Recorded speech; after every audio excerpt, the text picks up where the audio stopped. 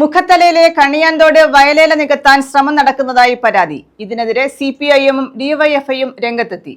നികത്തലിനെതിരെയും അനധികൃത നിർമ്മാണത്തിനെതിരെയും ബന്ധപ്പെട്ടവർക്ക് സിപിഐഎം പരാതി നൽകി.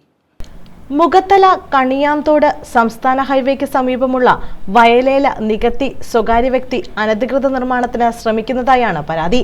ഗ്രാമപഞ്ചായത്തിനെ തെറ്റിദ്ധരിപ്പിച്ച് വയലേല മണ്ണിട്ട് നികത്തിയാണ് നിർമ്മാണ പ്രവർത്തനങ്ങൾ ആരംഭിച്ചത്.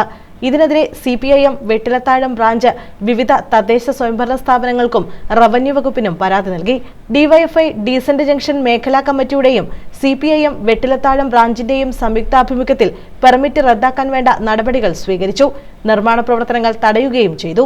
പെരുങ്കുളം ഏരിയ നിറഞ്ഞ ഏലയുടെ നടുക്കൂടെ പോകുന്ന ഒരു വലിയ ആറ്, കണിയാന്തോട് ആറ്, പെരുങ്കുളം ആറെന്നാണ് പറയുന്നത്. അതിൻ്റെ സൈഡോട് ചേർന്നാണ് ഈ പുരയിടം കിടക്കുന്നത്. പുരയുടെ എല്ലാം ഈ നിലം കിടക്കുന്നത് ഡാറ്റാ ബാങ്ക് ഉൾപ്പെട്ടതാണ്. ഒരു കാരണവശാലും നികത്താൻ പാടില്ലാത്ത ഒരു നിലവും കൂടെയാണ്. അപ്പോൾ പഞ്ചായത്ത് സെക്രട്ടറിയെ തെറ്റിദ്ധരിപ്പിച്ചുകൊണ്ട് ബിൽഡിംഗ് പെർമിറ്റ് മേടിച്ചു എന്നാണ് പഞ്ചായത്ത് സെക്രട്ടറി പറഞ്ഞത്. കാര്യം ഒരു ഓർഡറുണ്ട്.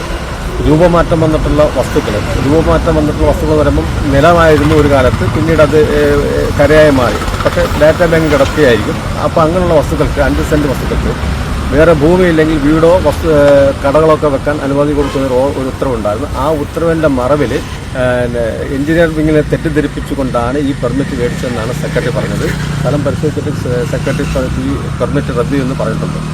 ഏതായാലും ഈ പരിസ്ഥിതി സംരക്ഷിക്കുന്നതിൻ്റെ ഭാഗമായിട്ട് ഏതറ്റം വരെയും ഇവിടുത്തെ ജനങ്ങളും ഇവിടുത്തെ ഈ പ്രസ്ഥാനവും മുന്നോട്ട് പോകുന്നുള്ള കാര്യത്തിൽ യാതൊരു തർക്കവുമില്ല. ഇനി 900 ഹെക്ടർ നിലമാണ് നമ്മുടെ തൃക്കോവിട്ടം പഞ്ചായത്തിലാകെ ഉണ്ടായിരുന്നത്. ആ 900 ഹെക്ടർ നിലം ഇപ്പോൾ ഏകദേശം 400 ഹെക്ടറിന് താഴെയായിട്ടുണ്ടെന്നുള്ളതാണ് യാഥാർത്ഥ്യം. ചില വ്യക്തികൾ അവരുടെ ധനവർദ്ധനവിന് ഭൂമിയെ ചൂഷണം ചെയ്യുകയാണെന്ന് സിപിഐഎമ്മും ഡിവൈഎഫ്ഐയും കുറ്റപ്പെടുത്തി. ന്യൂസ് ബ്യൂറോ, കൊല്ലം.